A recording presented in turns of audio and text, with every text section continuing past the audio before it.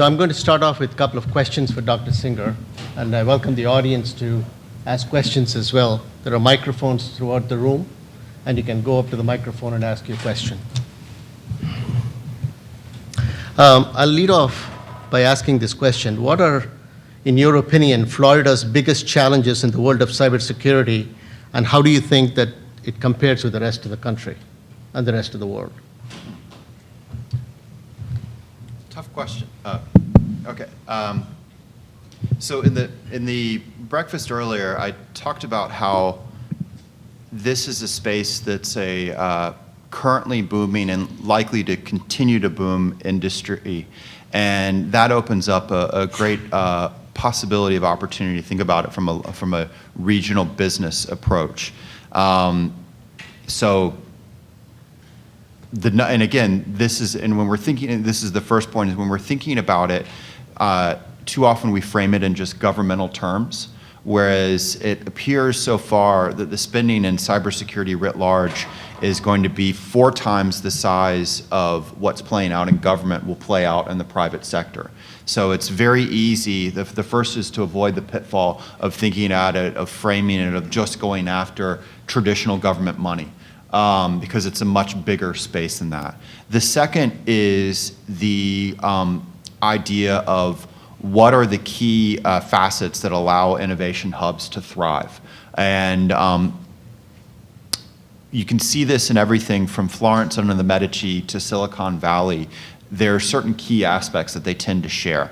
And just as an aside, I mentioned this earlier, we need to be careful to assume that first movers always will be the winners in the end. So if you look at the automobile industry, for example, at the turn of the last century, Syracuse and Long Island were just as big in the automobile industry as Detroit was. Richmond and Jacksonville were also major automotive hubs. Detroit turned out to be the winner in that space. Or computers. Philadelphia is the home of the computer. Silicon Valley is the winner of the computer industry, the computer revolution. So with that in mind, what are some of the key facets that you would want to be thinking about in this space? It would be much what have worked out for previous innovation hubs. It's the combination of public-private partnerships. It's a combination of good education opportunities, not just at the university level, but all the way going down to the K through 12 level. Particular in the 21st century, we need more on STEM education, but not just that. Again, I talked about it as a multidisciplinary space. Third is looking at the role of business and that interface with government and policy when it comes to key enablers. So not doing it for business, but setting the table so they can do well.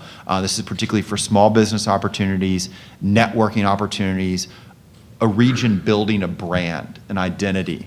And then finally, it's being open and hospitable to outsiders so that people want to come move there and in turn want to stay there. And those are some of the key areas, and I think you can speak better than I to the opportunities for Florida in this space. And again, it's got a lot of these key ingredients. The question is, will the sauce take? Thank you. Does the audience have questions?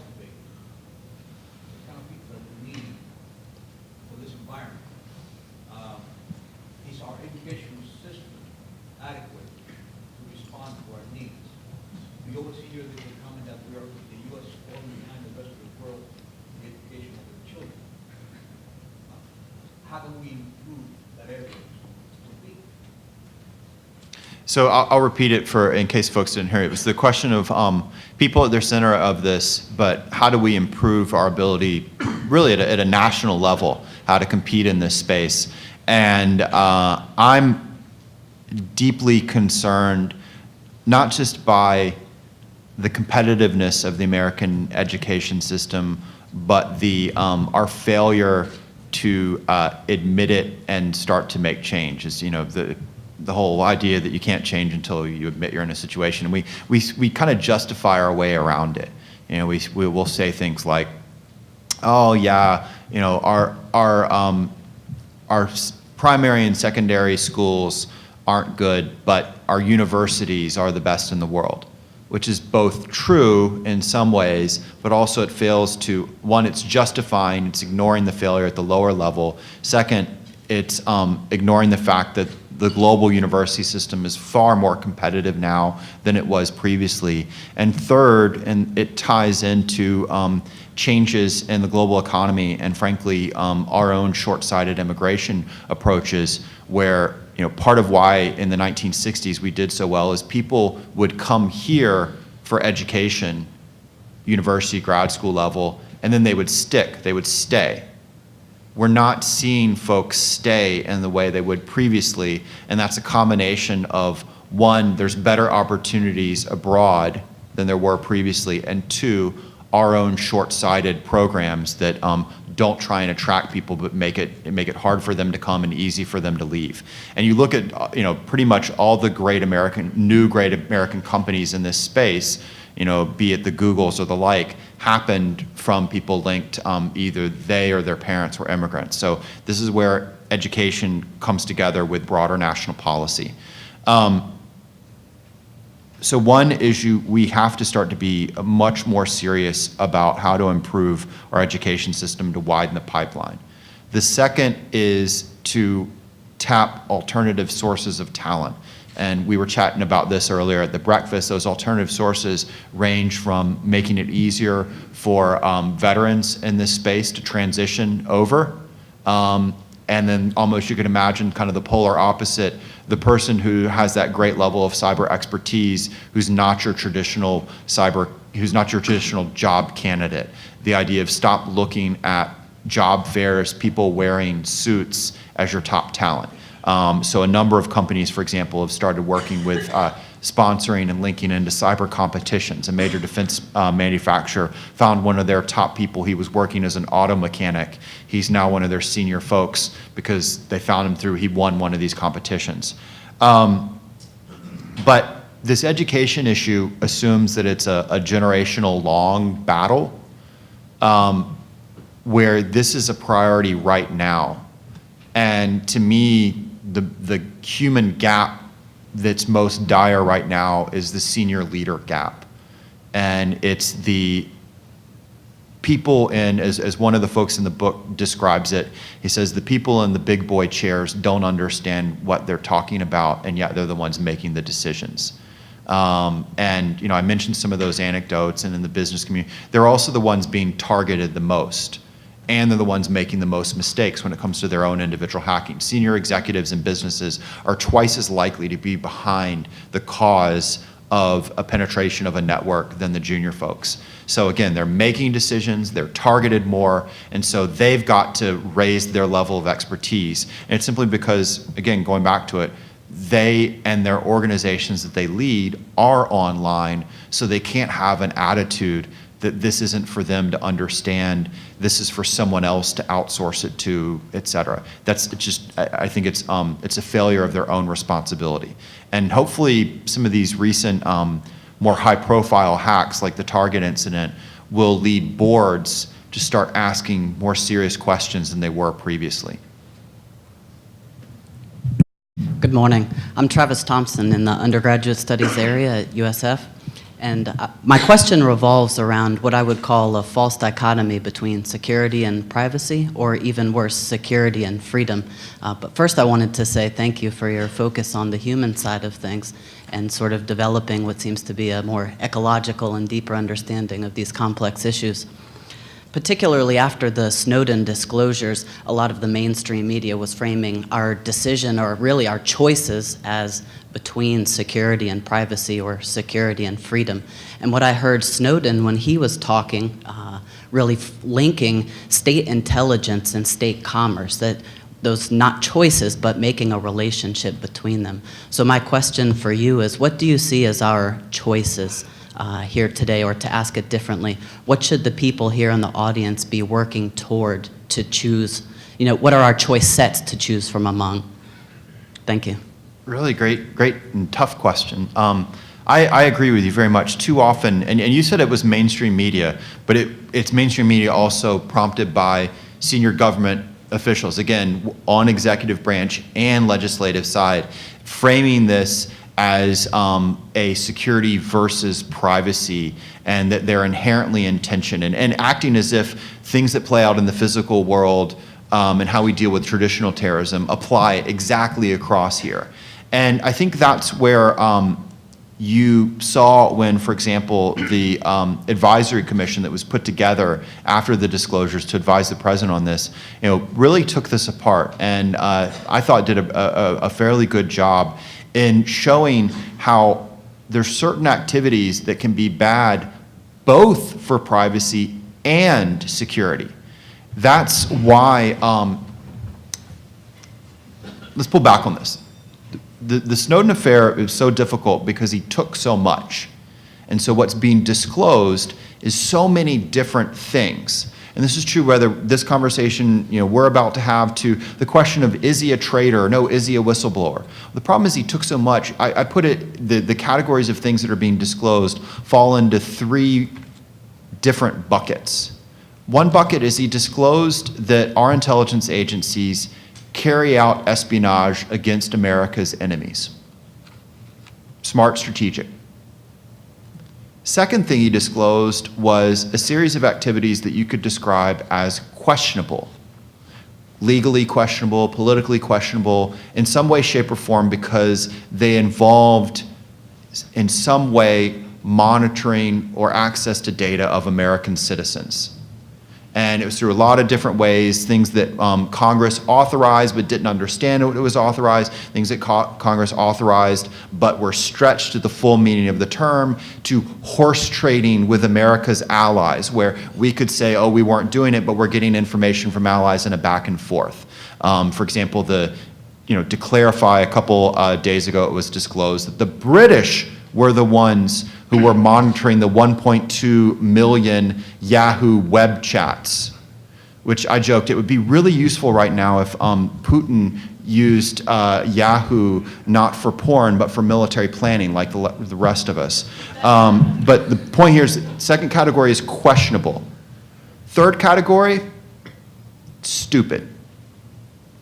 Direct targeting of close American allies and their political leaders and American companies. And so that's where this example of what you're asking about comes in, where, for example, the NSA would know about vulnerabilities and in some situations was potentially inserting them, or in other situations was making it harder for the international community to close those vulnerabilities, with the idea that it, of course, as an intelligence agency, wanted to maintain access to those vulnerabilities, but there was an arrogance in the idea that it would be the only ones to figure it out. And secondly, go back to this idea of the US military being dependent for 98% of its communications on the civilian-owned and operated internet. So while it was good for an intel agency to maintain that access, it was not good for the rest of security.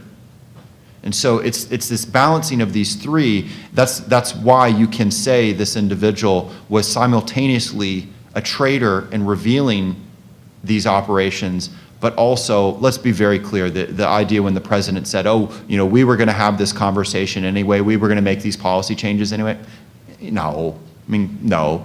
But does that make Snowden revealing some of these other operations okay? I would disagree, but that's kind of for the body politic and maybe the courts one day to decide.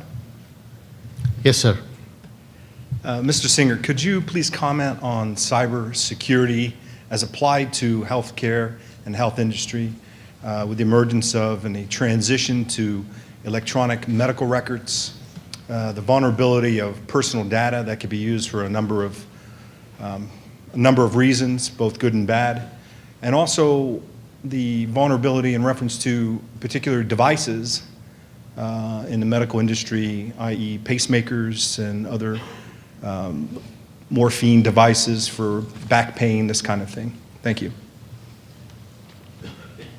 Great question, and I think we'll have a panel with some folks from that area to talk to it. So I don't want to take too much ahead of it, or maybe I'll be a little bit provocative. So the first is the data in one way shows that the healthcare industry is faced there have been more successful cyber attacks on it than any other sector, such as retail.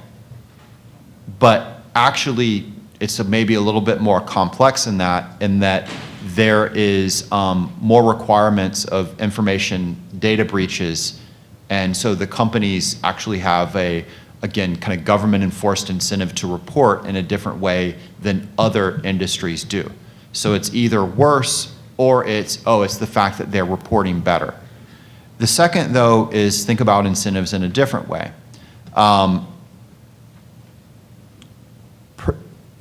They do not see information security as their primary mission. There is a mentality, which is completely reasonable, that every dollar I spend on this cybersecurity stuff, to quote someone, is a dollar that I'm not spending on my core mission, serving my patients or making profit or whatever it is. And so it's looked at as a tax on the company. It's not something that's exciting. You also have an incentive in terms of the expertise. The people that run major hospitals, et cetera, are not people who their entirety of their career wanted to be working on cyber issues. And so that adds into that mentality. You have the belief then, and then finally you've got a lot of, as you mentioned, a move towards greater reliance on these systems, but less incentives for security. You also have a mishmash of the technology in this space.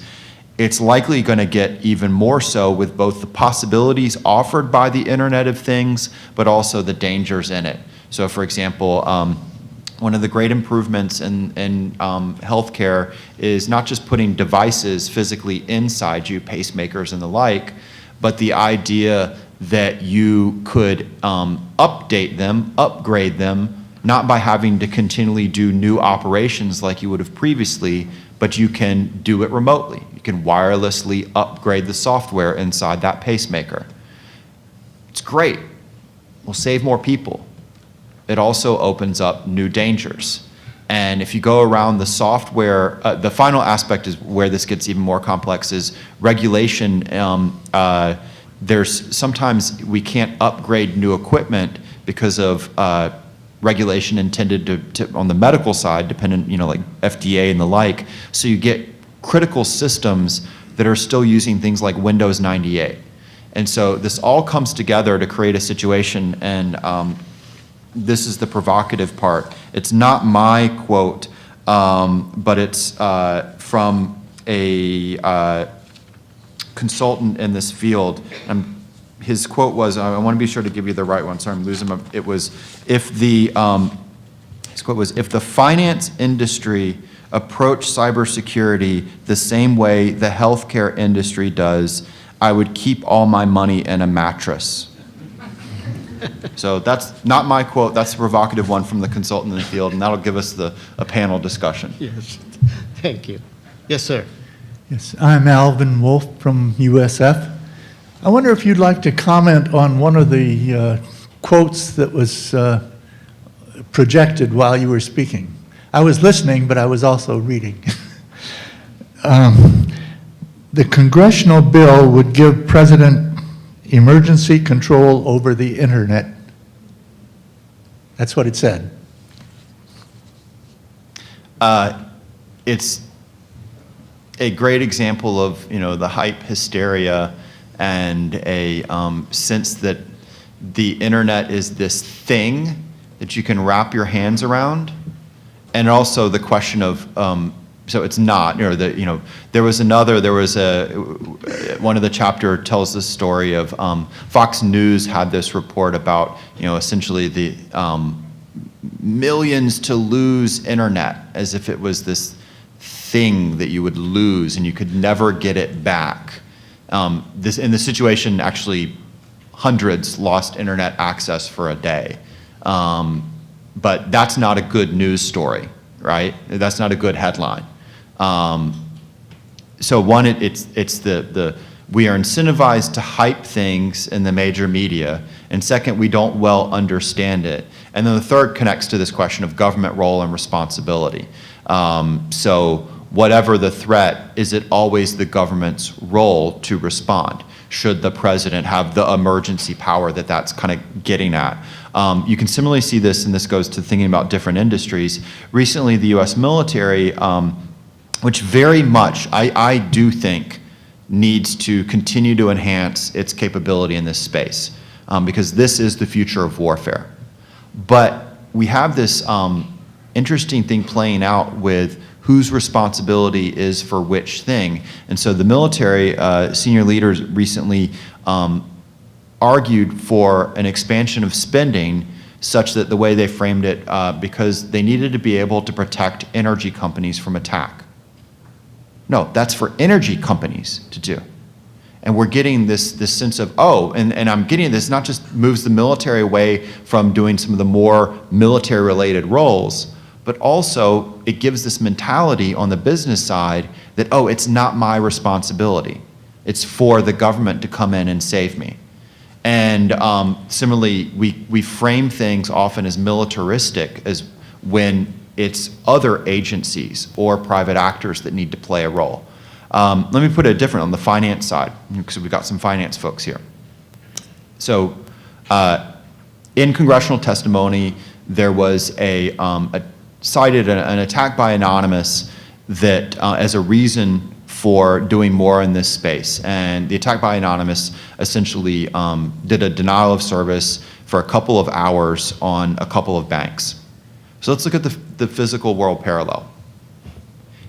If a bank was moving cash from one bank to another in an armored truck, and a group of political protesters wearing masks stood in the road and blocked the movement of that van for 2 hours, and then they dissipated, would we say, where was the US Army? And this is the reason why we need to enhance US Army capabilities. Of course not. But we've already done that in the cyberspace. And that's just not, it's just not effective. Yes, sir. Good morning. Question is, you brought up the point of where public and private institutions need to work better together. So my question around that is, we in the private industry have identified skill gaps that we don't feel like the universities are necessarily preparing for. What can private companies do better to integrate themselves with the public universities to help close those gaps? Thanks. I'm going to turn to you and give you, because I'm not in a university setting and you are, so I'm going to put you on the hot seat. It's not the first time. The universities are creating more of the awareness, the education of the public, and making sure everyone understands the seriousness of cybersecurity. And I think that's a very key component of what we are trying to do. And also, when we take a look at the workforce, we want to make sure that we talked about it earlier in terms of the skill gaps, as well as the demand for professionals. We want to fill that gap as well by educating students. So there are many different ways the educational institutions are getting into this space and making sure that we increase awareness, et cetera. When you take a look at the population, which is one of the things that we talked about earlier, there's K through 12, then there's a lot of us in this room, and then there's the senior citizens who are being forced to use electronic means to even communicate with their banks. So we need different levels of education for all of these people. School teachers have come and talked to me and asked me, how do we educate our K through 12? What is the best way to educate them? So we need to provide, USF is putting together a plan to work with the teaching community to educate the students, K through 12. Similarly, we are working on a program to educate the elderly citizens. So the academic institutions, and we are taking the leadership role here in Florida to bring that together to educate the population and the public? I would just add two things on it in terms of, making that link tighter. I mean, we can see it in an organizational manner. The other is, again, to put yourself in the space of those young individuals that you're looking for, you're hoping for, and what are the opportunities that they're looking for. So it's the importance of creating more internship opportunities. And again, this can be incentivized in both ways, both by companies creating these opportunities, but also on the university side, do people get credit for them and the like? And then the second is mentorship. Mentorship back into universities and vice versa. So you're essentially talking about having the human networks expanded and more closely aligned. Those are very good points. Thank you. Any other questions? Yes. I know we have like HIPAA for health, and then we have the FSMA for financial, and then federal regulations for the federal government. But especially with I work for an international business, and there seems to be no guidelines or sense of urgency to expand those laws or regulations to any other like private and contracting companies. Is there any collaboration or alignment with state, federal, and going, any other countries as far as protecting that information, especially with such emerging markets right now? This is one of those areas where our dysfunctional government on a wider level also plays out in the cyberspace. So you mentioned we've got sort of just a couple of these, but on the broader level, the U.S. Congress hasn't passed major cybersecurity legislation since 2002. That's 5 years before the iPhone, let alone today's issues of metadata and Google Glass and you name it. And each year we get more and more behind. And then part of it then becomes the approach of Congress is to lump everything together, and each year you get more, and you have to add more and more, and so you get these omnibus bills. And what it means is that it's easier to build a coalition to oppose it than to support it, because I may hate the bill because of this one little part, you may hate it because of that, and we all come together around it. What will be interesting is to see the role of the business community in this debate, because for the last several years, the business community and the Chamber of Commerce in particular have opposed cybersecurity legislation, viewing it in kind of this, oh goodness, and yet another government regulation. We don't need to be told what to do. It'll be interesting to see how that changes, how it's affected in two ways. One, by the fact that you have this booming cybersecurity industry that has an interest in seeing it better and more opportunities from it. The second is you have a series of companies that have been targeted and successfully penetrated. And so that argument previously of, oh, the companies know the best how to protect themselves and they'll be incentivized to do it. Well, one, that hasn't held in any other industry outside of cyber. And that was the same argument made around lifeboats on the Titanic to the standards for nuclear power plants pre-3 Mile Island. It didn't work in any other sector, but somehow it's going to work here. But the second is now you've got a bunch of companies that have physically gone through this and can attest to that mentality not being right.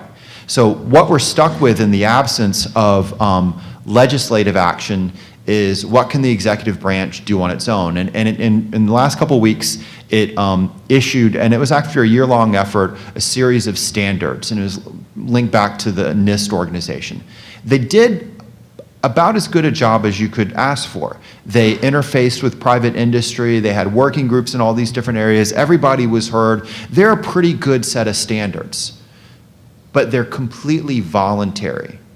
And so I make the parallel of NIST also does the standards for the weights at the supermarket butcher. No one, though, goes into a supermarket and says, wow, that's enough.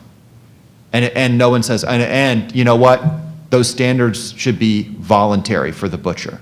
There's all sorts of other baselines that we require private industry to have, and everything from keeping the butcher clean to having fire extinguishers and the like. And that's what's needed in this space, is not just voluntary standards, but a set of good practices that companies should be expected to meet. And they should not be, I'm not talking about buy this set of software or that. It's those top 20 controls that I mentioned. It's things like, for example, having in place an ability to know whether there's the hardware in your system is all yours or someone else's, or having cursory cybersecurity training for all your new employees. I mean, these are the basics that we should have in place, and so it'd be interesting to see how it's followed. Then you ask, who else does this really well? It's mixed. Estonia is probably the best nation. Well, sorry, pull back. The country that's best at its own cybersecurity, that has the best defenses, North Korea, because it doesn't use it. But we don't want to be in that space. So if you really, really want to be secure, the North Korean model is great. For those that are linked, Estonia is probably one of the best, and that's because they do a really great job of that public-private interface. It's also because they were incentivized really well, because the Russians went after them, showed them what the danger was, and then Estonia stepped up its game. The challenge for the US is we don't like to learn lessons from anyone else. So when you say, oh, this little dinky country does it really well, we don't then go, oh, how can we copy them? No, we're Americans. Why should we learn from anyone else? Thank you. Could you just hold your question? I'm going to invite the panelists to come on stage. Okay. And then you'll be the first one to ask the question. I'll stand. Can I invite the panelists to come on stage, please? Thank you.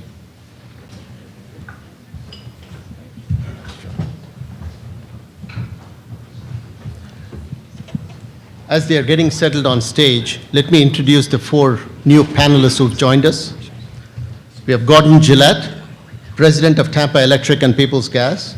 He's responsible for operations of the utilities, including energy supply, energy delivery, operations and engineering, customer care, fuels management, and regulatory affairs. He had been Executive Vice President and Chief Financial Officer for TECO Energy since July 2004, which followed his 2001 promotion to Senior VP of Finance and Chief Financial Officer. He joined Tampa Electric in 1981 as an engineer and worked in the production and planning areas. He's a graduate of the Tampa Connection. He is past president of the Board of Directors of the Children's Museum of Tampa, past chairman of the Board of Hillsborough County Education Foundation, past chair of the Leadership Council for the Consortium of Florida Education Foundations, etc. Gillette received his Bachelor of Science in Mechanical Engineering from the University of South Florida in 1981 and his Master's of Science in Engineering Management in 1985. Thank you for joining us. David Pizzo, Market President of West Florida Region for Florida Blue. He is Florida Blue's Market President for the entire West Florida region. In this role, he is responsible for operations in 14 counties, including Hillsborough, Pinellas, Sarasota, Manatee, Lee, etc. Prior to this role, he served as Florida Blue's Vice President for Advertising, Brand Management, and Market Communications. He served in a number of leadership roles since joining Florida Blue in 1997. Prior to Florida Blue, Pizzo served as Senior VP and Management Supervisor for Common Health, the world's largest healthcare marketing communications firm. Throughout his career, Pizzo has been active in several community and civic organizations. He is now involved with the Tampa Hillsborough Economic Development Corporation, Tampa Bay Partnership Council of Governors, McDill Air Force Base, Greater Tampa Chamber of Commerce, St. Petersburg Area Chamber of Commerce, etc., etc. He's also a member of the University of South Florida President's Council Society and the Eckerd College President's Associates. He holds a Bachelor of Science in Pharmacy from Rutgers University and a Master of Business Administration in Marketing and International Business from New York University. Thank you for joining us.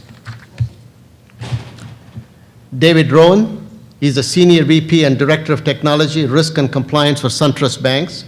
In this role, Mr. Rowan is responsible for the Corporate Information Security Program, Technology, Legal, and Regulatory Assurance Program, Fraud Management, Access Management Program, Records Management Program, Physical Security Program, Client Data Assurance, Business Continuity and Disaster Recovery for the company. He's based in Atlanta. With over 30 years of experience in the financial services sector, he previously was the Chief Information Officer for the Prudential Bank and Trust from 1995 to 2000. Mr. Rowan's experience in the financial services industry focuses on technology and operations and includes positions held at Wells Fargo, Citibank, and Crocker National. He serves on the MasterCard's Risk Advisory Council, the Curriculum Advisory Board for the Information Security Program at Georgia Institute of Technology. He's a member of the Identity Theft Assistance Center and the Information Systems Audit and Control Association, etc. Mr. Rowan attended the University of Nevada at Reno, where he majored in accounting and economics. Thank you for joining us. Thank you. Lastly, we have Amanda Shaw. She is the Senior Vice President of Technology and Chief Accounting Officer for Blooming Brands. In this role, she's responsible for overseeing the IT, accounting, and tax functions to support strategy, decision-making, and regulatory compliance for the corporate home office and all domestic and international restaurant locations. Ms. Shaw joined Blooming Brands in 2003 as the Manager of Financial Reporting. Prior to Blooming Brands, she was an audit manager for 9 years with PricewaterhouseCoopers in Atlanta and Tampa. She holds a Bachelor of Science in Accounting from the University of Georgia and is a certified public accountant. She's also a member of the American Institute of Certified Public Accountants. Thank you for joining us. So I'm going to start this off with asking a question of the panel that has just joined us. And I would like each of the panel members that joined us to answer this question. What is the biggest cyber risk in your industry or sector? And you know about the Cybersecurity initiative at USF. We have talked about that quite a bit. What value to your organization do you see from this initiative? And we'll start out with Gordon. Sure. If I can, I'll just maybe preface my remarks by saying Peter Singer talked a little bit about the executive gap, and I think Dave Pizzo and I represent the executive gap on this panel. Thank you to the other two experts that are here with us. And I think Paul McClay from our company is in the audience, who's responsible for our IT security. And thank you to all of you for what you do every day, because it's very important. But in terms of the biggest risk, it's difficult in the electric industry to kind of talk in those terms, because the reality is we're on version 5.0, and we literally call it that, version 5 of our critical infrastructure protection activities, both in cyber and physical. And we've really been at it since 1998. And so the reality is, for us, the risks in the cyber world and the risks in the physical world are very broad. And we spend a lot of time trying to cover that very broad spectrum of risk, including squirrels.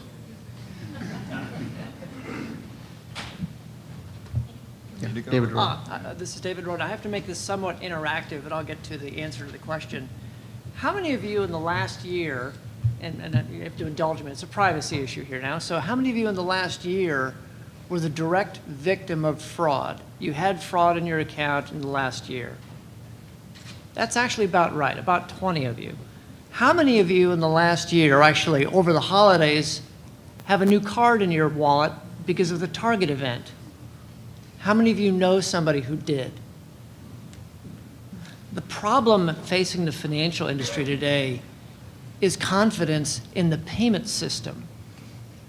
The financial services industry has been regulated for pretty much forever in terms of privacy and security, and we spend a lot of money on it. As Dr. Singer pointed out, we have ways of communicating, we share information. The problem is none of all that effort kept your hands down in this room.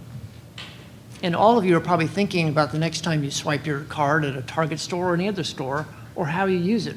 Or maybe you're not going to use your debit card, maybe you can use your credit card.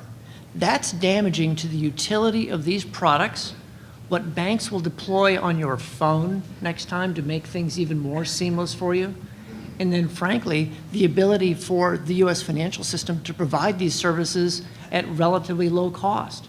That's the biggest risk we face today, consumer confidence in the American payment system. Thank you. Ms. Shaw? Well, following on the heels on that is really appropriate, obviously. Representing restaurant and then also always lumped in with retail as well, I sort of hang my head in shame, and I got a snort of derision earlier from Dr. Singer about I hope retail has learned its lesson. But that's the big thing you get from a Target incident is understanding that credit card data is our biggest risk, and then also customer data.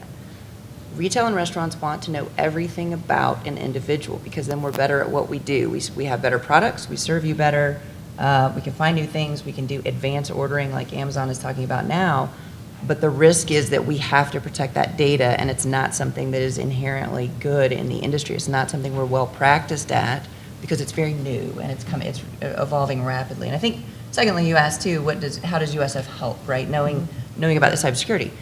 And I think a lot of it is education, which you touched on. And it's not at any one level. It's not just saying there's a master's program that you can get, and it's a cordoned off group of people that understand it. That's our problem historically. It's always been the IT department that takes care of it. And we have to teach individuals where your data is going. How are you safe or not safe, so that collectively there's a better understanding across the universe of what these things are and where that information ends up and how protected is it. Great. Okay. Thank you. Dr. Singer referred to the healthcare industry before maybe not being the best at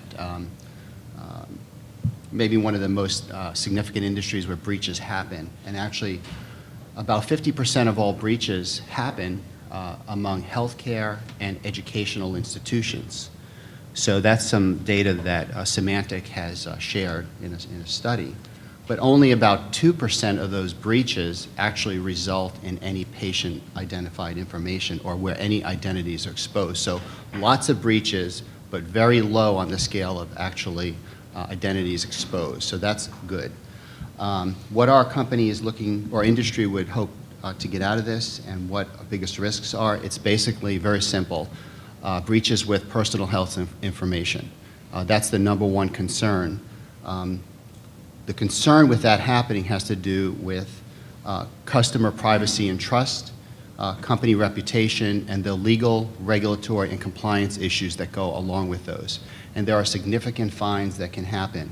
The industry is very, very regulated, and that's a very good thing, and we have to comply with that. It's expensive. It's a priority for our company and the industry, but there is a lot of room to advance in this further. What we'd look to hopefully get out of a program that USF is developing here is more leading best practices, technology advancement, and really a holistic approach to cybersecurity that gets beyond the technology, but looking at legal, ethical, regulatory, social issues, behavioral issues, and also how this can be a catalyst for economic development and the creation of new businesses and jobs. Thank you. I'm going to let the gentleman in the back who wanted to ask a question, please stand up and ask your question and direct it to the panel member. I'll direct it to the entire panel, but this is mainly for Mr. Singer. We've talked a lot about reactive measures here, and we talked a lot about educating the public, educating enterprise, how to best use policy, how to best use the products and the tools that are out there today.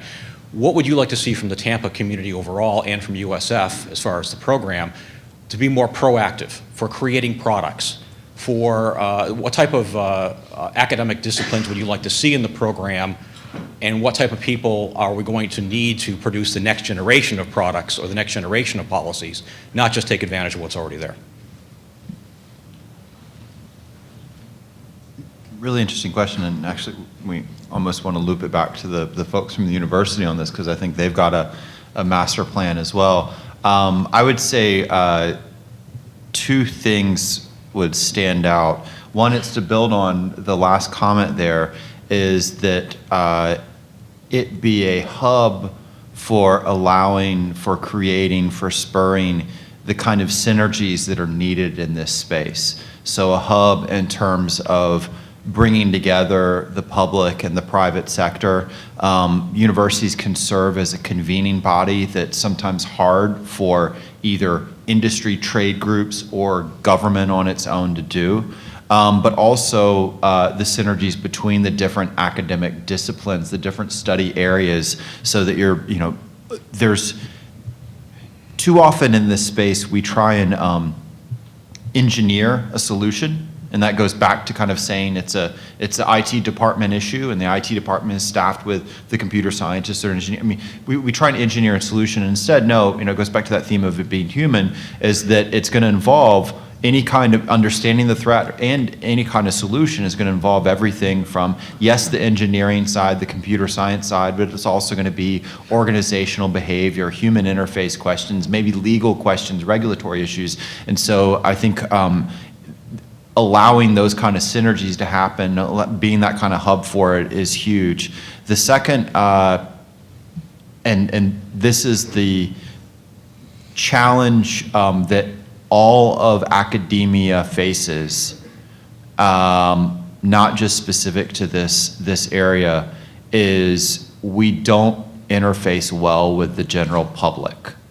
And our reward structures in the field are actually aligned such that you're better off publishing in an obscure journal that only 20 of your peers will read that article than you are, for example, writing an article about the top 10 things that Tampa Bay residents should be doing to protect themselves online, or engaging in business. What I'm getting at is that it's the ivory tower problem, and so the more the institute, the more the center, the more the university can reach out and be communicating, again, serving as that convening body. And frankly, again, this is not just a university question. It also echoes back to how business often, and within the boardroom, if you are the one with the knowledge and you think this is the way it's going to get your department more budget, you're less likely to speak in common language. You're going to use the acronyms. You're going to use the, it's the guild mentality. And we've got to move out of thinking of cyber as a specialist issue. Actually, just to amplify on that, when the question was posed earlier about what do we need from the educational system, we employ a large number of information security professionals in our environment today. The challenge is typically when we get them coming right out of school, they're technicians.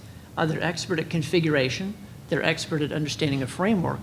But then if you ask them, well, you need to do something at scale, or you need to make a compromise between what the book says and maybe what would allow an appropriate interaction with a client or an employee, or how do you lead a team to have the level of performance that you need, and then how do you go ask for money? Because ultimately it boils down to you have to have the resources. And we find most people coming right out of school with the professional certifications just aren't equipped to do that. They're equipped to work for someone else, but really aren't equipped to lead. I'd like to pick up, if I could, on the human part that Peter Singer was talking about a little bit.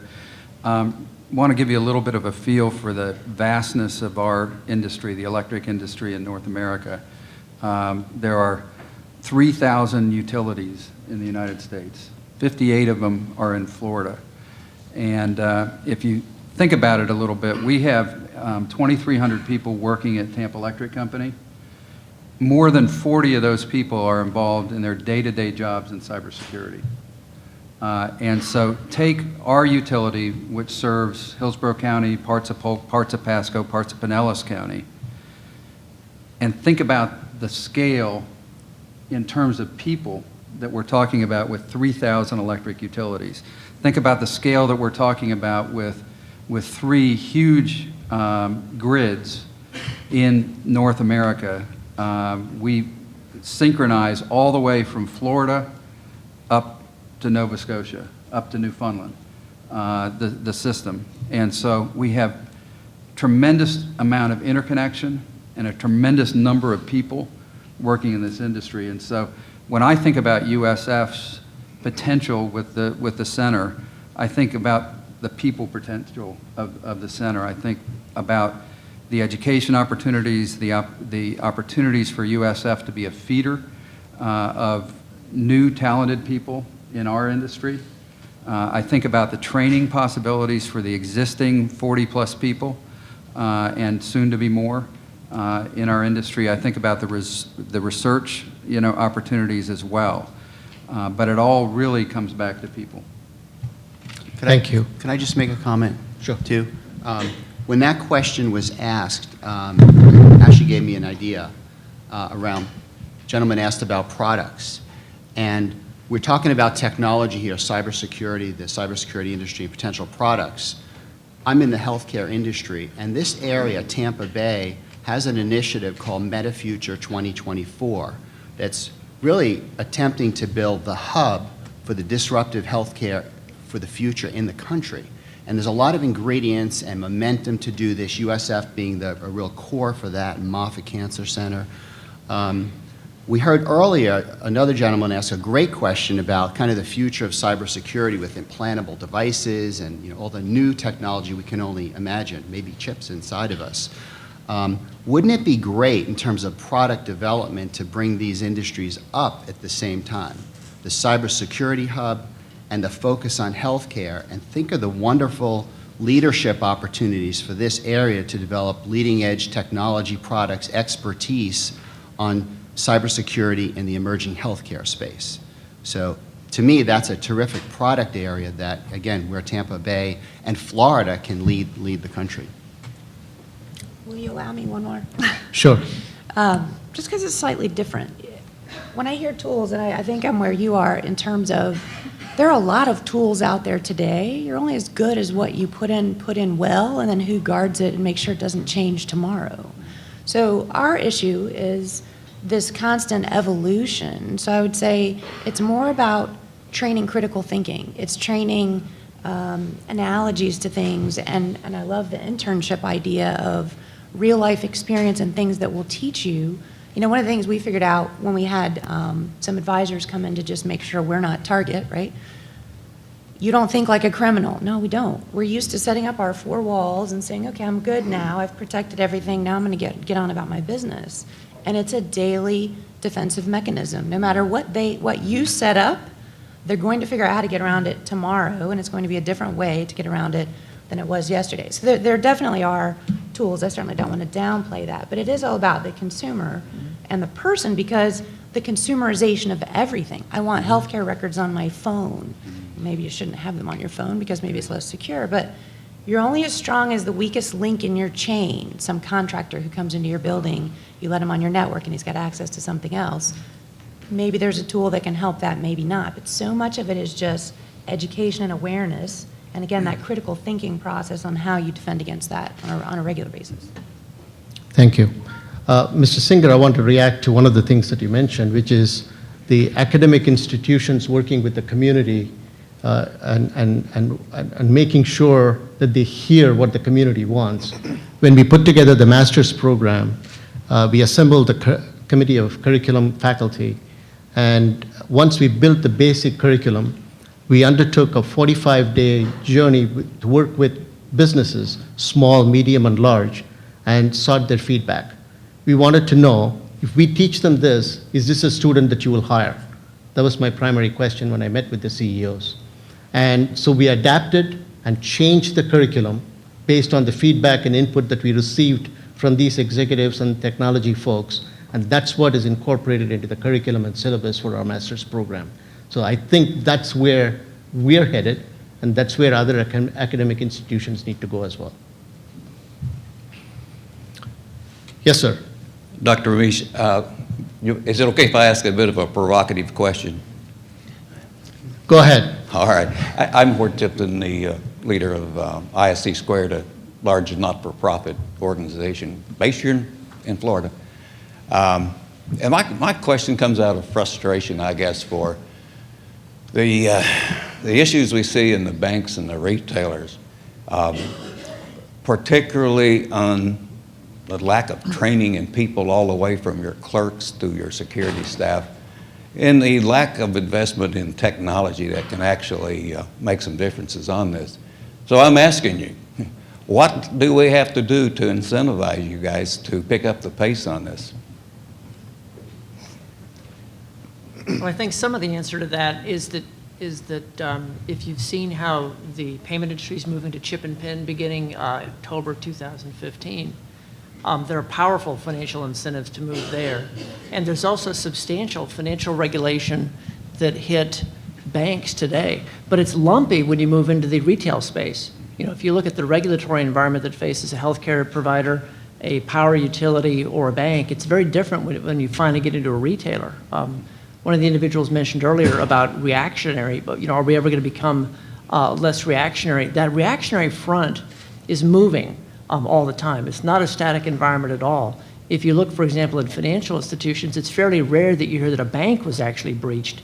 The bad guys, frankly, are going after the weak point, which is what they always do. They're bad guys. They're being very efficient. And they go after you. They go after me in my consumer role, and the ability to deploy new technologies to understand what the bad guy is going to do, how to interface it with new and frictionless payment mechanisms like phone and iBeacon and things like that, are things that are challenging traditional paradigms of how you keep this stuff under control. And so I think it's always going to be a little bit of reaction, but removing that reactionary front all the time. The US lagged the world in moving to chip technology around PINs for 10 years. Europe's been ahead of us for a decade now. Frankly, the industry and banks pushed for moving to this earlier, but we did see resistance on the retail side because, frankly, it was expensive. And the way liability was managed, basically who takes the loss, was tilted sort of in the wrong direction. So I think as we move forward with chip and PIN, we get the liability side sort of weighed out about where that risk falls. And then as we see some new regulation promulgate around how we see retailing have to raise up a bit, and frankly, groups like this and some of the things FSU can, or that the university can do, I think we can make some progress. The chip and PIN is good. It's just been frustrating when we travel internationally, and for the last 3 years, we can't use our credit cards in Europe. Absolutely. So falling behind countries like this is quite embarrassing, particularly for us in a security company that has a hard time finding a bank that actually gives them. Absolutely. Today, Mexico and Canada are ahead of us, and the U.S. is there with a couple of African nations right now in terms of adoption. We should have done this several years ago. Yes, sir. Yes, Dr. Singer, you mentioned briefly in one of your previous answers about threats from obsolete systems and software. Microsoft has announced that as of April 8th, just over a month from now, they're discontinuing all support for Windows XP, which means no updates, no security patches. How significant do you see that as a cybersecurity threat in general? And as one specific example, the fact that the majority of ATMs in the United States are running some version of Windows XP currently? You kind of answered the question for me. Yeah, it's a completely understandable thing that Microsoft would do that, both in terms of, is it responsible for everything forever, and in turn to incentivize. Again, this is all about incentives, and so it wants you to do those upgrades for its own reasons. The danger, to me, again, is not just thinking about in terms of the direct cyber crime, the ATM, but moving into some of these other fields where, so it's, where this is headed to next is not just identity theft or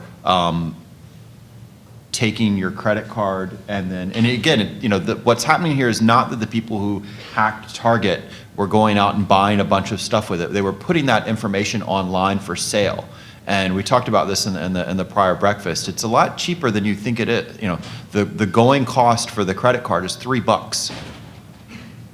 But that's where this heads to next, and we've seen some indicators of it, is integration with other kinds of crime. So in Amsterdam, they hacked some harbor facilities to allow them to sneak through drugs. So it was drug smuggling, but involving cyber elements. So it's the same when we look at the systems that are dependent on that version, it moves into things in healthcare, but also everything that the TSA does. So again, this is, again, we can't constantly frame this just as a cyber issue. It cuts across and but if you're sitting at the TSA or you're sitting at the harbor facility or you're sitting at the hospital, so what? Microsoft's, not supporting something. What does that have to do with me? Well, it has a lot to do with you, but our mentality is that it doesn't. Yes, sir.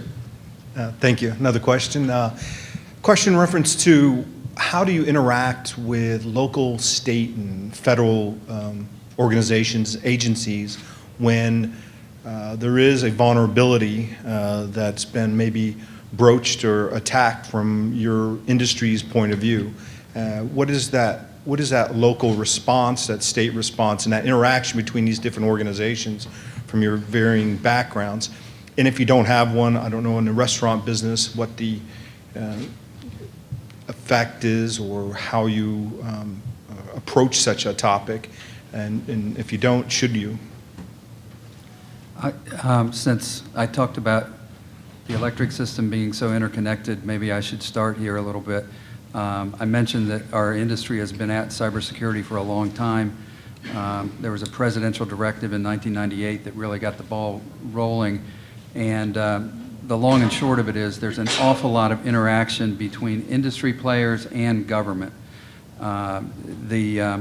In government, the Department of Homeland Security, the Department of Energy, the Federal Energy Regulatory Commission, the FBI are all very, very involved.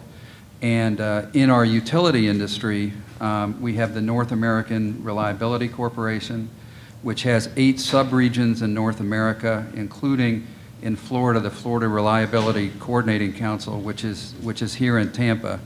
And I sit on the board of directors of the Florida Reliability Coordinating Council. All of the electric utilities in the state, investor-owned, municipal, cooperative, are part of the Florida Reliability Coordinating Council. And at our board meetings, we probably spend more than half of our time talking about cybersecurity and those types of topics. And so the long and the short of it is, because we're essentially on version 5.0 in our industry and we've been at it a while, we do talk an awful lot amongst industry players and government.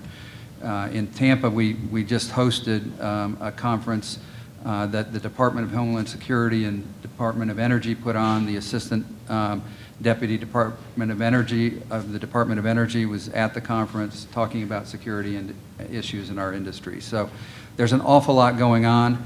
Do we have all of the answers in the electric industry? Certainly not. And as we've talked at length this morning, things are changing every day in our industry. And so that's why we need centers like the USF Center and people to tackle all of the emerging and dynamic issues. Thank you. Dean Lamayam. Thank you. This question is for Ms. Mandy Shah and the restaurant business. I'm always surprised when I travel to Europe and other places to see that when I pay for a meal, my credit card never leaves my hands. They bring a wireless reader. I insert my card, and then the card is always with me. Most of the instances that I was a victim for were where I gave my credit card to someone to deduct the amount from it. So I'll speak to you, and then I'll answer the other gentleman's question too about restaurants and the local agencies. So yes, and I'll allude back to what he mentioned a moment ago about it's called chip and pin technology as well, Correct. which is mandated in Europe and elsewhere. It's been a cost issue, and to be honest with you, I think there's been a little bit of digging in the heels between retailers, banks, and then also MasterCard and Visa, who I might describe as my arch enemy in some ways, just because they're so tough to deal with. You know, there's infighting, like they want EMV, Euro, MasterCard, and Visa. We want generic chip and pin, because then we aren't subject to fines, charges and fees and those sorts of things that just are very burdensome to the business. And It feels kind of silly to sit here and say that, and I know Dr. Singer, I think, acknowledged as well, margins are very small in the restaurant and retail business, so we don't have as much cash lying around as if I gave you the example of the Clorox company, $7 billion organization, makes all kinds of consumer products. I think they have 8,000 employees. We're a $4 billion organization, we have 100,000 employees. So in terms of what's left over at the end of the day to spend on pushing these initiatives and those sorts of things, I'd say on the whole, we were lagging too far behind. The incentive now from what just happened with Target got very large, which is why you see this collective group response, which means we will end up with something like that. It's either point-to-point encryption, that we encrypt the credit card data at the point, and then when it transmits to the point of sale, or some kind of, there's a new gadget out, I think it's called FiTech, which is a digital credit card. You can load your credit card information on it, and it is a chip and pin type technology in and of itself, but it has a microprocessor in it. So something like that will come very quickly. So it may not be chip and pin the way it's mandated for 2015 October, but something will look like that. In terms of local, state, and federal agencies, the biggest surprise to me in looking at what happened at Target and trying to reverse engineer it and figure out where we might be exposed is it's actually kind of hard to know when you've been breached or not. Target was so large, it was readily apparent. The banks and the other systems have all these algorithms that they've built to try to understand whether someone's credit card data has been taken from them or not, because the criminals have gotten smarter. They do little charges like $9.48, I think was one of the ones that was going around recently. And they spread it out, so it's even for the consumer. You may not catch it, it's harder to find out. Talking to one of our friends in retail, they decided from a PR perspective to come out and say they thought they may have been breached. Their name is now in every article you read saying they were breached, but they have no evidence that they were. The banks have said, we think you might have been, but they also were breached like 5 years ago. So that data is still in the system, and it looks like they've been breached today.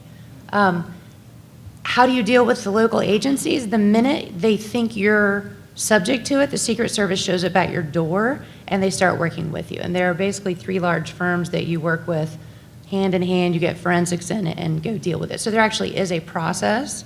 It's probably not very elegant, but it is something that is set in place today. Just a follow-up question and for Dr. Singer and maybe the other panelists is, I'm also surprised if you see that the first credit card was issued in 1950 and it had the magnetic strip. Now, 2014, here in the US, we still rely very heavily on the magnetic strip while the rest of the world is using chips. I understand the margins are very slim here, but the same margins are also in place in other places. So how can we make sure we don't make the same mistakes again and we don't fall behind? Well, I think what you, I think what you, is this on? Should be on. Not on. Well, obviously, from the chip and pin perspective, we're on the road to getting that installed. And what I can tell you is that there's enough chatter in the industry right now as we look at new technologies, digital wallets, all the flurry around technology in your telephone to allow you to tap the telephone and things like that. Folks are working furiously on industry, banking oversight, regulatory bodies to make sure that those things are tight and secure. But part of the problem is what you just mentioned, is that we are dealing with a legacy infrastructure and technology that's approaching 50 years old. And then we're trying to allow it to continue to allow folks to make payments, right, while fighting fraud in that space. And even though there's been an awful lot of evolution there, and we've seen information that shows fraud rates as a percentage of total transaction volume is actually down, the number of folks impacted is dramatically higher. That makes sense. The problem is that there still isn't enough margin in that product, right, to allow that risk to be spread back appropriately to cause some of the change you were talking about. Chip and pin is a huge step forward. The other thing I wanted to talk about is about state and federal government, is that the federal government, from a banking perspective, struggles mightily in this area. If a bank suspects we have a problem, not so much internally, but we're seeing something out in our environment, we could be dealing with U.S. Postal Service, local law enforcement, FBI, Secret Service, Treasury Department officials. It's highly fragmented. which is causing a problem for us. During the DDoS attacks that occurred about a year ago, the government did a very bad job of sharing information because of the way the legal system is set up to share information. It was actionable. Things were overclassified, as Dr. Singer pointed out. And we were denied critical intelligence about what was happening around potential attacks because the concern was that methods and sources may be compromised. Quite frankly, when someone's shooting at you, you don't care where they bought the gun. And so where we couldn't get the information we needed, and so the partnerships ended up being formed around other financial institutions, sharing information in real time that is direct and actionable. And we sort of understand that there's a limit of possible inaccuracy. Maybe not everything's been fully vetted, but even information that has about 80% probability of being accurate is still better than having no information at all. So I think our government has a long way to go. They're furiously trying to get more folks that have security clearance to open up information to the financial sector, and also forming new opportunities for partnership. There's an organization called the FSISAC, Financial Services Information Sharing and Analysis Center, and there are comparable organizations to some of the other sectors that are represented up here. But in terms of getting the information to those organizations for disbursement, we're probably going to need some regulatory change before we can say that happened, which we depend on Washington to do. Yes, I'm sorry. One quick thing is we've talked about incentives here in terms of kind of government-driven ones and how they haven't or might in the future force change, like when we talk about chip and et cetera. The question, and it's actually a potential research area, is at what point will consumers start factoring this in? And I think this is why we keep talking about Target versus some of the many other things that have happened out there, because it's actually affected that company's both reputation but bottom line, and in turn consumers, and then you also think of the stock market. And you can compare, what's played out to some of the other examples. You'll hear government officials say things like, well, in the past, when they talked about the corporate side being hit, they'd use the Sony case. And if you look at Sony and their stock market, their stock market price actually didn't change all that much during that period. It essentially reflected what happened in the wider market. So a question is, you can think about it as two sides of the coin, is will companies start to differentiate themselves, not just in convenience and coolness, but another factor, maybe security and how they're marketing? And in turn, how will customers start factoring it into the companies they decide to go to, the restaurants they decide to go to, et cetera? Now, where this is why we can't lump all industries together, because in some areas consumers can have that effect, and that's where, and companies they'll see an incentive to differentiate themselves by implementing these things. And in others, the utility side, the consumer doesn't have that choice. And so then there's other things that'll be required. Yes, Brian. So we've talked a lot about the large companies, and I think we all assume and we know that you have talented professionals securing your environments, buy the top tools of the best consulting firms. But when you look at the Target example specifically, the way the bad actors were able to gain access into Target, from what we've seen out in reports coming out, was through a vendor supplier of heating and air. And so I'd be curious to know from the panel what you're doing in your organization. Obviously there's compliance drivers with SAE 16 and those things that are helping to dictate security down to your supply chains, but as we know, compliance lags behind. And so what education are you taking through to your ecosystem that make doing business at Blooming Brands or Blue Cross Blue Shield or TICO possible? How are you influencing down to those supply chains and helping them educate? Because largely, if they're a smaller company, they may not have the talent or the budget that you have and are working with.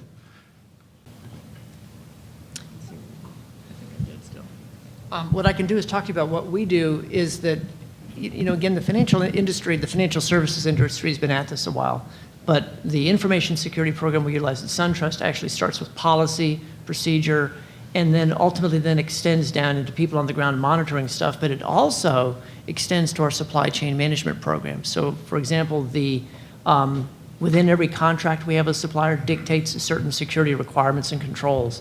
And then any supplier that we have that is handling client or company data of any type goes through a fairly rigorous assessment process and can then extend into data scans that may be performed, and then also third-party reports called SOC 2s, like the old SAS 70s, as well. And so if you don't have a security program that reaches out and understands that it's more than just protecting the bastion of the information within your network, then you're in deep trouble. Because if you really look at most companies today, most companies rely today on some form of outsourcing to a large degree. And if you look at the ecosystem, most companies probably have a bigger footprint of data exposed externally to their network than they actually do internally. And so if you don't have a very large program that actually goes after the suppliers and holds them to similar standards with biting contract controls and penalties and oversight mechanisms that are running like big hamster wheels of bureaucracy, I'm afraid, then you are in deep trouble. I think there's a few points on that for me, and retail and restaurants. So there are a lot of rules out there, right? PCI compliance. In order to be a retailer of any size, you have to follow these rules so that you can process credit cards and avoid liability. So MasterCard and Visa can't come back and whack you if there's a breach, if you follow these rules. Well, they show up once a year, and they audit you and give you a stamp of approval, which again, okay, but then if you go change your system tomorrow and you're not compliant anymore, it's not agile enough. So the systems that are out there are okay, but they need work. I mean, I think that's kind of what Dr. Singer's alluding to as well. And the kind of change that we need and the way that we go about addressing these can't be the static model that it has been historically. Agreed on the supply chain problem, and we certainly try to do that a lot. But the answer is, too, that's a lot of protecting you on the back gate after somebody already got in and did something, right? And I think I said earlier, you're only as strong as your weakest link. So every connection point that you allow in is one more way for somebody to get in and do whatever it is that they're after. So what we're doing is thinking about it differently. We used to have, and this is not Bloomin' Brands, this is us in general, I have 50-year-old networks were built a certain way and not with the idea that they would change rapidly. So all those internal connection points where you can hop horizontally to finally find the information that you want, the motherload of credit card data or what have you, it's thinking less about a firewall and I can keep you out, because I can't. I know, you're right, you're one of two companies. You've either been breached or you're waiting to be breached again. Everybody has been breached. How do I protect the data in a better fashion? Why is it all in one location? Why do I have the customer name, the credit card number, and the expiration date in the same, call it warehouse or what have you? If I keep those in two separate locations, I've at least made it harder for you to grab them. So it's more about thinking from a business perspective, what am I trying to protect most? What are the most critical pieces? And then how do I establish things that way, as opposed to, yes, I've met the minimum standard compliance rules, which again, might make me safe for about a half hour, but then they're not doing me any good after I've been breached, and now I'm target and I'm facing significant fines, penalties, and lawsuits. And I think this is one that works. And the amplify on that, Dr. Singer was using analogies earlier. If you look at the payment system today, that ultimately we're all part of, it sort of looks like the U.S. road system about 1810. It really does. It's a combination of private roads, toll roads, and maybe a couple of federal highways. And it took the Eisenhower administration to start looking at how do we look at roads differently, looking at those as strategic assets, and then leveling out the control and risk field so that you can have confidence that the highway signs that you start off in New York look a lot like the highway signs down here. So the systems we have today, especially that touch consumers, have a lot of evolution to do. I have a question for David Pizzo. There are lots of executives and leaders in this room that deal with consumer data on a daily basis. Electronic health records, there's a lot of consumer data, patient data that you deal with on a daily basis. There's also this need for the consumers to want to have easy means to deal with Florida Blue. How do you bring about that balance, and how do you secure the consumer's information? At the highest level, security is very, very critical. Let me just say, Gordon said this to me, and I am not the expert on IT security, but I do have one in the room here named Chris Gay. So if anyone's interested in any real specific answers that I can't answer, we did bring one of our experts that's responsible for this area. Overall, it kind of starts at the top. This is a board-level discussion that's happening these days. Overall security, cybersecurity specifically, is at the board level, CEO level, and that transcends the company. We put a lot of resources into kind of staying ahead of this. Some of them are really required because of the regulatory compliance issues, the reporting, and the financial ramifications of that. And we know that this industry, my company in particular, is bombarded daily, 1.2 million attempts of people trying to get into the system. And that's from countries that we bar from actually accessing us, China, Russia, a few others. 1.2 million from countries where people are trying to do bad things and get in our systems. A lot from other countries too, but nowhere near that. We have 20 hacker attempts a day, and the list goes on and on. We actually don't collect electronic medical records the way hospitals do or providers. So the insurance business, insurance industry has something, at least our company has something, it's a provider health record. I'm sorry, a payer health record. It's a little bit different. It does not collect all the infinite details of what might be in your file at a physician's office. It would have some information that we share among providers through a system we own called Availity, that makes this payer health record available to the providers. So they can access to see, for example, if you had an MRI recently, should I order another one? The result may not be in there, but they can see what you may have had done in terms of a test, a prescription drug, something like that. But it's not a health record per se. One thing we've done is we've removed Social Security numbers from all processing. So that is not a requirement. We have our own numbers, but no Social Security numbers. We manage PHI based on role. So depending, only if it's critical to your role, will you have access to that PHI data. If not, you don't. And that's a very intricate system of how we manage our systems. We use encryption for all data movement across the ecosystem. So again, it's only encrypted data that's shared. Brian asked a question about vendors earlier. That's one way we can protect the information and the integrity of it. We also do third-party biannual assessments. Our board requires this, and we look at 17 parameters and where we stand, our company versus on industry norms on these 17, and that drives where we're putting investment dollars into maybe more automation around that. We also use a framework, I think we've talked about it, but just to kind of really simplify it, where we prevent, detect, and correct. The whole system is based on that: prevent, detect, and correct, and it's people, processes, and technologies. And then we dive deep into what do we do with our people? And lots of education, training. We won a national award for our internal education programs for security.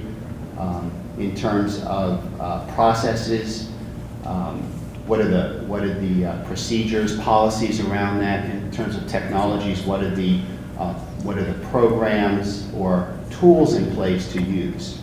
So those are just kind of the framework we use, but we really try to get into protecting the data, at least what's available. It is hard. Dr. Singer said again earlier, the healthcare industry is not the best at this.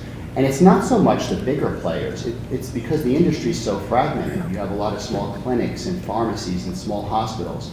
I believe as you go up in size to the larger institutions, that's where we do have significant resources geared at these things that can try to stay ahead of the curve. But it is a very fragmented industry at this point. And I'm hoping, if there's ever a standard for electronic medical records that's actually implemented, maybe that can get to the bottom of this, but it's years in the making, in my opinion. Yes, sir. Yesterday, the news came out that over 100 scientific papers were published in reputable journals like Science, Nature, and all, which was computer generated.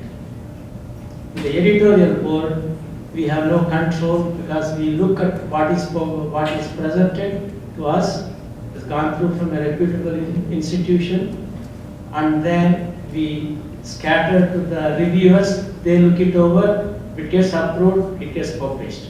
But at a university level, we know at least that who has a lab, who is producing, but the administration or the scientific pool has no control, including the chairman of the department, what is sent out for publication.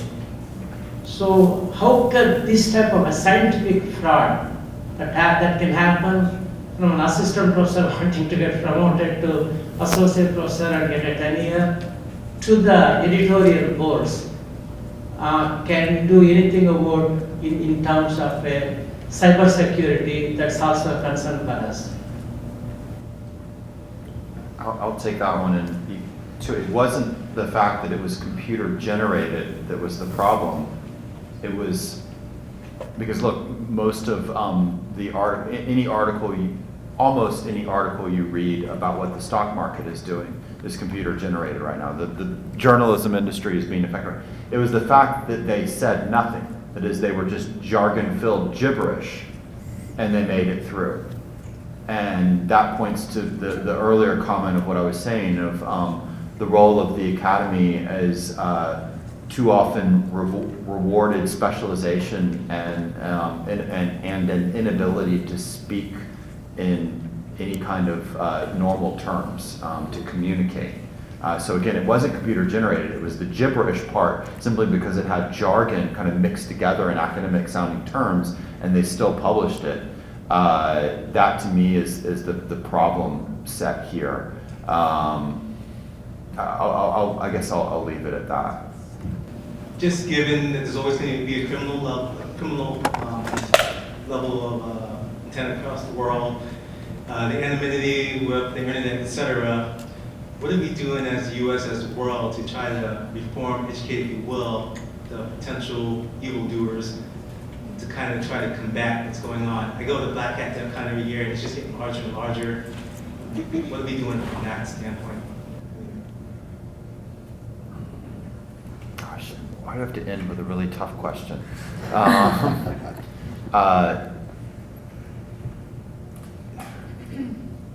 You hit it well, and we mentioned this a little bit in the breakfast too. You know, the challenge is that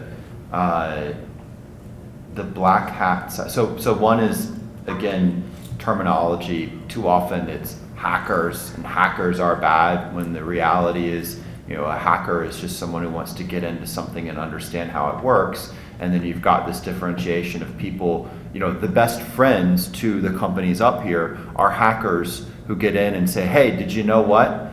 You have this vulnerability, the white hat crowd, so to speak. And then you've got the black hat, which is, they know I'm doing it to for some malevolent, malicious intent, be it to steal or disable or whatever. The problem so far is the incentives are greater on the black hat side. Business is booming. It's also kind of more exciting. And then you've got a relationship to this where you go global to, you know, different states' intents and interests and the things that they're playing right now. You know, so you listed a number of countries that are behind this. In the US, we don't have as much patriotic hacker communities or cyber militias. We've got contractors, so we corporatize it. We still do it, we just corporatize it. But then we've got now, add on top of this, in a post-Snowden world, so to speak, it's even more difficult for those traditional institutions to go recruit there. So, you know, the example being that the head of the NSA was previously invited to Black Hat to now not allowed there. And it's even more interesting, you know, I was just out at RSA, which is the corporate cybersecurity conference, and, you know, bless them, the NSA actually had a booth there, but it was very awkward for everyone. And this is, you know, the white hat community. And that's the legacy we're going to be stuck with for a generation plus is, how do they figure out how to better recruit in it? But, I don't have a rough and ready answer to it. The one thing that we do need to be able to do more of is, despite the fact that we're highly competitive with these countries and that countries are targeting us in lots of different ways, intellectual property theft, you name it, espionage, there's a term that in Chinese roughly translates as double crimes, and that's crimes that both nations recognize as a crime and they're willing to go after. And so even in the midst of all this competition, there still is a lot of cooperation that can be done. And I think what's interesting is it links to a number of the companies here, is there's areas where states that we're competing with, we still have a shared stake. So the financial network, it's threatened. It's equally bad for the US economy and the Chinese economy, and guess what, the Russian economy too. The only one that it's not bad for is the North Korean. And so that points to where, even while we're angry at a China for you stealing my jet fighter designs, or Russia for getting into, what are you doing in my energy infrastructure? At the same time, there's still areas that we can work together, and that allows you to build those networks that are useful in these other situations. And oh, by the way, cybercrime is the lab where these tools that are applied against a bank are also used in national security situations. So the better you understand them in the targeting the financial network, the better you can use in other domains.